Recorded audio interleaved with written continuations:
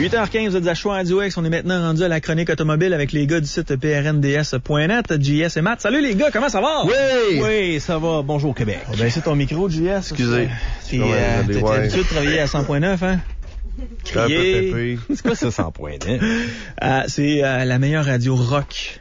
Si vous voulez du rock nouveau, là. Ouais, c'est vrai, il y a une voix particulière. Hein? C'est parfait. Puis JS, vous l'entendez le matin, puis il crie tout le temps, mais ça le dérange pas le matin quand JS crie, mais moi, je veux pas qu'il crie. Dimanche matin. C'est un autre monde. J'ai pas crié, j'ai dit un oui, plein d'énergie, et ça fait du bien aux gens. Ça leur donne la chaleur dans le cœur, puis on le sent, ça. Excellent. T'as l'air en forme, mon JS? Oui, très en forme. J'ai même pas dormi juste 2 heures en plus. J'ai fait une belle nuit de sommeil de 8 heures. C'était extraordinaire. Ce qui est le fun, là, c'est quand tu planifies une bonne nuit. Ironie. Ouais, puis ce que je remarque, c'est que c'est une nouvelle coupe de cheveux. Ça ressemble beaucoup au nouveau chum de ton ex. Oh, c'était comme un coup de couteau, hier. Boum! Oh! En passant, je tiens à clarifier que ma coupe de cheveux provient du salon de coiffure Bang Coiffeur, qui c'est la coiffeuse. J'en reviens pas. Ouais, c'est la blonde à Matt Marcotte de l'autre côté qui s'occupe de mes cheveux. Fait que je pense que t'insultes directement toute sa famille. Pourquoi? En posant des commentaires sur ma coupe de cheveux. Donc je te demanderais. J'ai pas dit qu'elle était laide. Publiquement de retirer tes paroles maintenant. Là. Fais-le. Non. Nouveau film qui va intéresser les tripeurs, Matt. Ouais, ben écoute, on est déjà rendu au 6e parce que le 5e avait quand même fait des recettes extraordinaires de 626 millions et tout gars de char qui trippe va adorer Fast and Furious 6. Ouais. Donc, Rapide et Dangereux 6. On a vu les previews au cinéma, justement, c'est ce qui m'a déclenché à en parler aujourd'hui. Donc, on revient avec Vince les pipes diesel. Je suis tellement content qu'on revienne à la base, là, avec ce film-là, parce qu'on l'a échappé, là, à Bangkok, là, avec le jeune qui était pas connu, là. Et moi, non. Vraiment pas trippé. Non, Tokyo Drift, c'était un des meilleurs, mais moi, Tu l'as aimé, toi? J'adorais ça, puis ça, c'est une pièce d'anthologie. Moi, c'est le 5e que je trouvais qu'il n'y avait pas rapport avec les containers, pas les containers, mais le coffre-fort qu'on traînait un peu partout dans la ville, ça n'a pas de sens. Ils ont tout le temps à peu près 12 vitesses sur leur boîte, sur leur char. Ils sont tout le temps en train de tu peux fermer son micro, s'il te plaît? Il fait pas ce pouvoir-là. C'est fait. Non, mais écoute, on s'entend, l'avant-dernier était quand même très bon. Amenait des véhicules qui étaient modifiés, qui avaient du look, qui avaient de la classe. Mais on s'entend que c'est un film. Un film, ça prend une histoire, ça prend parfois de quoi qui va faire tripper le monde. Il y avait de la vitesse, il y avait des beaux chars, il y avait des chicks. Il y avait trop d'explosions. Non. On l'entend pas. Non, on l'entend pas, effectivement. non, mais écoute, avec celui-là, donc, Vince les pipes diesel revient, Paul le Surfer Walker, Dwayne The Rock Johnson, la fameuse Jordana Brewster aussi, donc, la shape de Panthère. On l'aime pour son rôle dans Rapide et Dangereux et non pas pour son rôle dans la nouvelle génération Dallas. T'as écouté ça, Yann? Non, tu fais bien, touche pas à ça. Mais dans le temps, j'écoutais ça, par exemple. J'étais très, très jeune, là, puis j'écoutais ça, là, ça passait l'après-midi, là, puis j'aimais ça, là. Ouais. Comment il s'appelle, là, celui qui était chien avec tout le monde, là? C'était dur, ton enfance, hein, Yann? Ouais, mais il y en a un qui était chien avec tout le monde. Je l'adorais, lui. Sérieusement, j'ai aucune idée de quoi tu parles. T'en souvenais pas? Oui, j'ai son nom. C'est quoi? Son nom, c'est t'avais eu une drôle d'enfance à cause de cette émission-là, je suis bien d'accord. C'est quoi? J'ai pas le nom du gars, j'ai jamais écouté ça. Puis la preuve, c'est que je suis devenu un adulte mature. Son micro, là. Excellent. Donc, Rapide et Dangereux? Yes, donc, en plus, avec Ludacris Yomaniyo, donc, qui se rajoute au travers tout ça. Donc, c'est vraiment l'agent Hobbs qui requiert l'aide de Toretto pour amener un gang rival en justice en échange de blanchir leur dossier judiciaire qui semble aussi étoffé que leur cachet pour le film. En gros, comme je te mentionnais, ça va être des chicks des autos, des crashs de l'action comme on aime. Les véhicules, ben écoute, on nous ramène plein de véhicules qu'on connaît, soit le BMW M5 avec les moteurs V10. Écoute, je pense que sur la quinzaine qu'il y avait, il y en a un seul qui a survécu à ce film-là. On voit aussi des images de Dodge Daytona. Dodge qui a été vraiment un grand supporter aussi là pour ce film-là, avec le Charger, les Challenger. On va avoir aussi un Barracuda 70 qui va apparaître, des Lucra LC470, donc un véhicule un peu au design, je te dirais, des chars faits à la main d'une compagnie en Californie. Donc on va voir ça, ça va être que de l'action. Puis écoute, ça va être assez trippant. Puis juste pour te faire un petit clin d'œil, les personnes qui tournent, qui vont prendre les images, eux autres roulent avec des Nissan 370Z, des Subaru WRX, des Cadillac Escalade Supercharge. Mon Dieu que j'aimerais participer à ce film-là, ou encore être juste le gars qui tient la caméra pour avoir du fun. Puis on parle de vitesse incroyable. Là. Les gars, faut qu'ils travaillent là, dans des vitesses 150 000 à l'heure. Hey, faut-tu pas que t'arrêtes ta shot?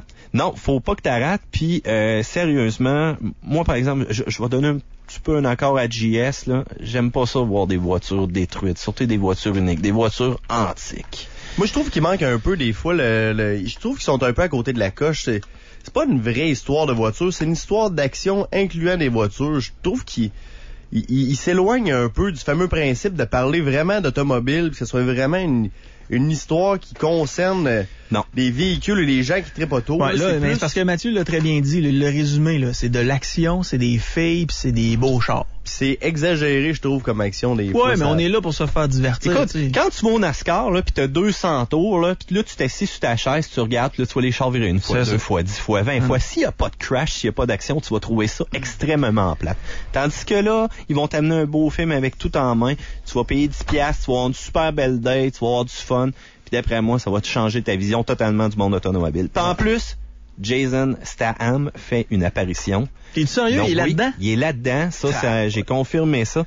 Puis d'après moi, selon ce que j'ai lu dans les rumeurs, il va jouer un très grand rôle pour le 7e qui s'en vient, qui est déjà confirmé. Excellent. Simplement mentionner qu'on a mis la bande-annonce du 6e Fast and Furious sur la page Show du matin week-end Radio X. Puis toi, mon J, quand est-ce que ça sort, ce film? 24 mai, c'est un rendez-vous. 24 mai. Nous y serons. Ça coûte assez cher au cinéma. Je vais commencer à ramasser mes sous. Hey, le popcorn à 19$, là, ça va être correct avec la friandise. Puis en plus, les employés, ils sont tellement polis et courtois, là. Moi, là, c'est terminé, là. Vous allez me voir squatter de la bière dans mon côte maintenant, là, quand je vais rentrer au cinéma, là. Je peux paraître peut-être cheap, là, mais tout bad. À 19$, la liqueur, le popcorn, le beurre, plus la petite friandise. Tu sais, je peux comprendre que je peux payer un certain montant, là, mais rendu là, je commence à croire que je me fais pas mal pourrir. Mais je vais faire une petite critique, là, mais c'est pas méchant parce que j'adore ces gens-là, puis j'adore les deux cinémas. Mais cinéma Lido, là, j'ai pris un grand café, un café ordinaire, là. Ouais. Il m'a coûté 4$. Un grand café, là. Écoute, quand on se déplace du côté de la Malbaie, là, au cinéma... Ouais, mais pour le Lido, là, on s'entend, là, t'as pas accès à de grosses salles, là, hyper performantes, tout ça, là, tu sais, c'est un cinéma de quartier. Moi, j'ai toujours adoré ça. Dans le temps, j'allais au cinéma Charest, j'adorais ça. Mais là, 4$ un café, là, ça se peut que la prochaine fois j'y aille, je prenne pas de café. C'est sûr que c'était pas un bon café, en plus. Ça peut pas être un il café était pas si pire, là, tu sais, j'en rajouterais pas, là, mais il était pas si pire, là, mais ça n'a pas de sens comment ça coûte cher. Fait que ces gens-là sont en train de se tuer eux-mêmes. Oh oui, mais regarde, à Malbaie, ma chum José me disait, écoute, c'est pas mal mieux là-bas. Oui, OK, on a qu'une salle, on a les films qui sont quand même assez récents. T'arrives prendre ton popcorn, c'est 4$. Ben, OK, c'est pas rendu un prix totalement fou, comme 7$ et quelques pour un grand, plus l'extra pour le beurre. Là. Sans passer, ils vous le demandent, là, mais ils vous disent pas souvent le prix que ça coûte. Hein. Fait que là, on en met généreusement, puis tu te ramasses avec une surcharge de déjà 2$ et quelques. Là, tu peux avoir des sièges mieux adaptés, avec le son super bon. Après ça, les films 3D coûtent plus cher. Ça peut te coûter une fortune. Hey, je vais te donner un truc pour les D-Box. Mais ça, sur 48 mois, aller voir le prochain film. Là. Les D-Box, là, place-toi dans la rangée, juste en avant. Là, ouais. Puis tu vas ressentir quand même l'effet vibrateur. Puis toi, puis ta blonde allait être heureux pour le restant du film. Ouais, peut-être plus ma blonde. Là. Ah oui. Ouais. Ah oui. Donc, c'est 24 mai. 24 mai, un rendez-vous. Donc, à vos moteurs, à vos clés, prêts, partez. Excellent. Hey, toi, JS, tu nous as sorti des trucs à faire quand on va au garage. Oui, pour les changements de pneus, c'est les techniciens du garage Carbo qui nous sortent ces points-là. Premièrement, lorsque vous arrivez au garage, ne pas vous stationner devant la porte, puisqu'il y a probablement déjà des véhicules à l'intérieur. Puis là, vous stationnez votre véhicule, vous sortez, vous prenez un petit café, vous jasez avec Raymond qui est dans la salle d'attente à peu près en permanence. Puis là, quand c'est le temps de sortir le véhicule, c'est long, c'est tannant. Stationnez-vous dans un petit espace qui est, comment qu'on appelle ça déjà, tu sais, c'est là qu'on place les véhicules. Approprié. Un espace de stationnement, voilà. Sérieux, tu me jettes à terre, parce que je m'attendais pas en tout à ce que tu me parles de ça, mais si les gars de garage prennent la peine de le mentionner, c'est parce qu'il y a tout le temps un taouin qui se stationne en face de la porte. La pancarte sur la porte doit pas être assez grande, hein, sérieux, là. J'ai jamais pensé, en tout cas. Pas de trouble là, puis on part avec les clés, puis hey, qu'est-ce que c'est ça? Hey, c'est Monique là-bas, l'autre bord de la rue. On va aller jaser avec Monique, ça stalle tout le garage. Ça, c'est vraiment fatigant. Fait que stationnez-vous dans les petits espaces, là, rentrez, vous allez avoir le temps après ça de prendre un petit café, de jaser avec Raymond, d'aller voir Monique, l'autre bord de la rue. Sortir votre clé d'écrou. Ça, c'est très important parce que vous savez qu'il y a comme des l'écrou de verrouillage. Exactement, parce que tu sais... Les antivols, là? Oui, exactement. Puis assurez-vous de l'avoir avec vous lorsque vous partez de la maison, parce que des fois, c'est un peu fatigant quand vous avez un rendez-vous à 10h d'avoir à retourner à l'autre bout de la ville pour aller chercher votre espèce de petite pinouche, votre petit écrou pour être capable de ouais.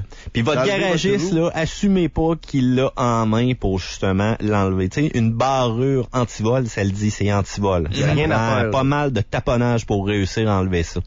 Assurez-vous que vous avez les bons pneus dans votre véhicule, parce que des fois, tu sais, on a à peu près 4 sets de pneus qui traînent dans le fond du garage, dans le fond de la cave. Là, vous partez avec le mauvais set de pneus, des fois, ça arrive.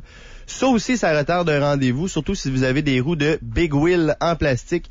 À ce moment-là, il n'y a absolument rien à faire, donc assurez-vous d'avoir les bons pneus et les bonnes roues. 4e point important, ne pas entreposer ses pneus à l'extérieur, idéalement. Si vous êtes capable de les entreposer dans le garage ou dans le sous-sol. Mais qu'est-ce que ça change?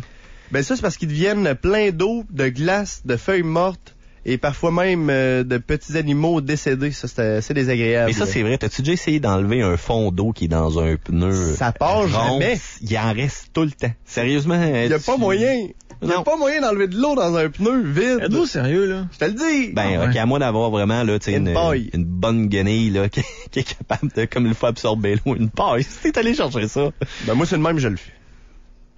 OK. Mais en tout cas, t'essayeras ça, Yann. OK. Mettre de l'eau dans des pneus. Et le 5e point, tout comme les salons de l'automobile, lorsque vous vous y rendez, idéalement, c'est d'y aller seul. C'est pas le temps d'amener toute la famille, les enfants, le chien, les petits moineaux, la conjointe, l'oncle, la tante, tout ça.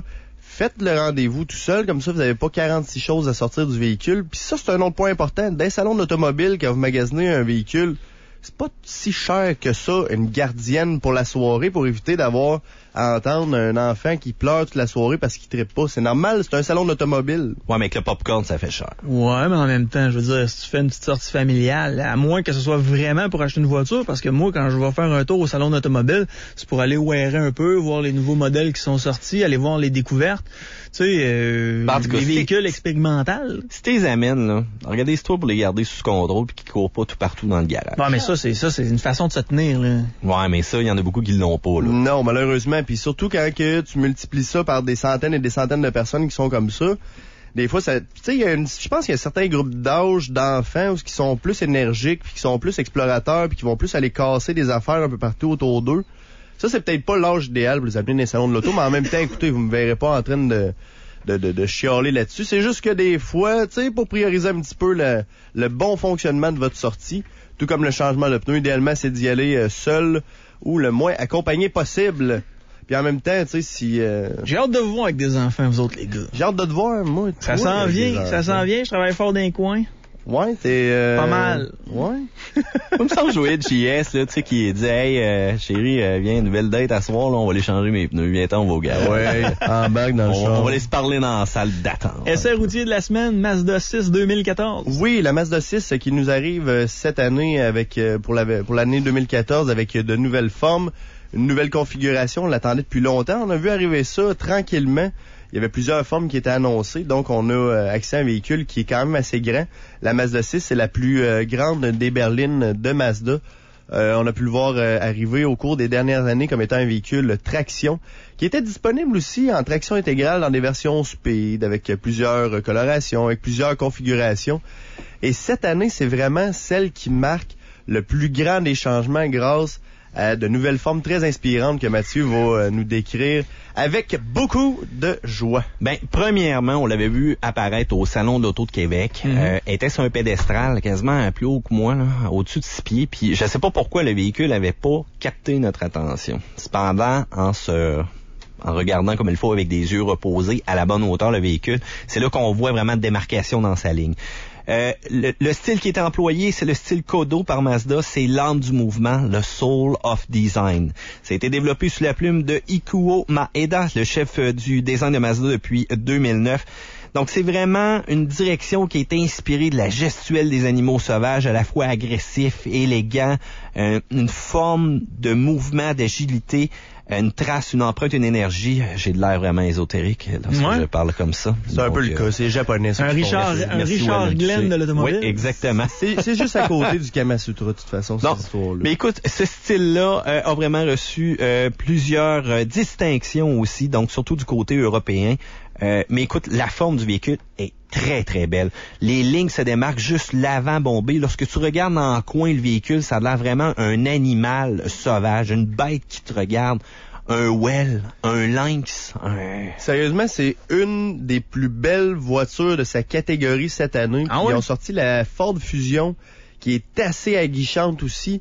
Puis tout près aussi de la Kia Optima. Ces trois-là forment une espèce de trio de... Sérieusement, les trois looks sont vraiment différents, mais sont à tout casser. Puis la Mazda 6 vient de rentrer comme une tonne de briques. Tu te penches sur le coin en avant, là, tu fais juste regarder là, comme en angle. Puis vraiment, la carrure de la lumière, la gueule, l'aile bombée va donner vraiment un regard d'un animal perçant. Voire même les lumières en arrière avec l'utilisation du LED. C'est comme un regard d'oiseau, là, mais tu sais que l'oiseau, là, il mange la racaille. Puis si t'es dans le désert en train de manquer d'eau, là, tu le sais qu'il va venir te piquer. C'est un tigre affamé.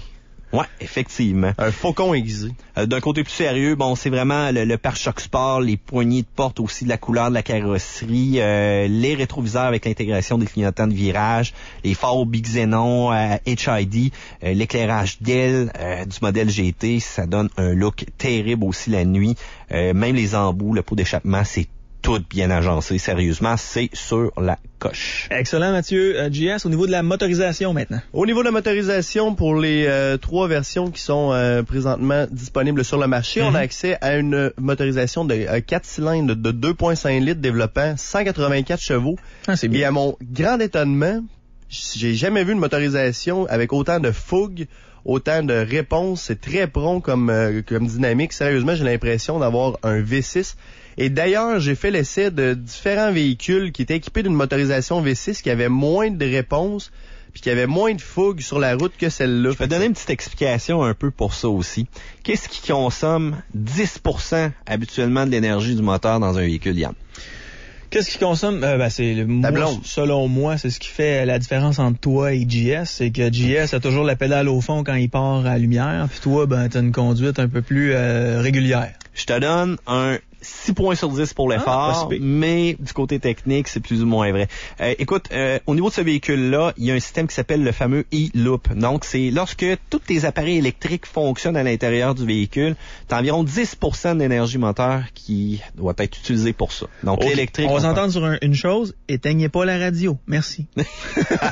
Restez avec nous. Non, restez avec nous, effectivement. Es-tu sérieux? Ça veut dire que quand tu fonctionnes au niveau de l'électronique dans le véhicule, ça coûte plus cher? L'entraînement de l'alternateur, bon, au niveau des poulies et tout. L'énergie maintenant que consomme un véhicule, parce que, écoute, on est des amateurs de gadgets électroniques et tout, donc c'est 10%. Donc, ce que Mazda a fait, lorsqu'on va ralentir le véhicule, il y a un système de capaciteur qui va absorber de l'énergie puis qui va la redistribuer à l'intérieur du véhicule. Bam, voilà, on a une économie de force moteur. Donc, automatiquement, ça se ressent aussi au travers tout ça. Excellent. Le moteur en soi est assez ça coche de toute façon. Puis on risque de voir arriver dans le fond, au Japon, en octobre, lors de la mise en marché du Mazda 6, on avait arrivé une version qui était diesel, turbo diesel, et la version atmosphérique telle qu'on a là présentement. Et au grand étonnement de tout le monde, ils ont sorti les deux véhicules en même temps. Il y a plus de 80% des ventes qui est occupées par la version turbo diesel. Donc ça s'en vient sur le marché. Parce qu'avant, on avait quoi comme choix pour du diesel? Si, mettons, on voulait garder la main dans notre portefeuille puis sentir qu'il restait un petit peu d'argent, on avait le choix entre Passat, Jetta, Passat et Jetta. Et n'oublie pas la Passat. Ouais.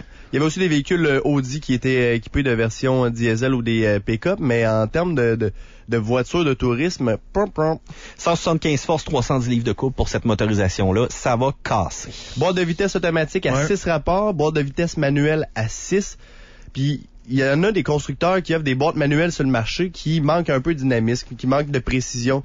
Mazda a toujours été sa grosse coche là-dessus. Ils font de super de bon travail. C'est très fluide. Puis même la boîte automatique qu'on a en essai cette semaine est vraiment très dynamique. Elle fait une super de bonne job. Puis c'est rare que j'opterais pour ça. Mais même pour 1200$ de plus, pour la boîte automatique, je choisirais quand même cette option sans trop de regrets. Puis l'agencement en plus intérieur, sérieusement, là, on s'assit là-dedans, la qualité des matériaux employés. Tu sais, souvent, on touche à des plastiques, c'est ultra dur, ça se graphine tout de suite. Non, là, tout est en finesse. Le volant assez petit donnait un feeling de conduite.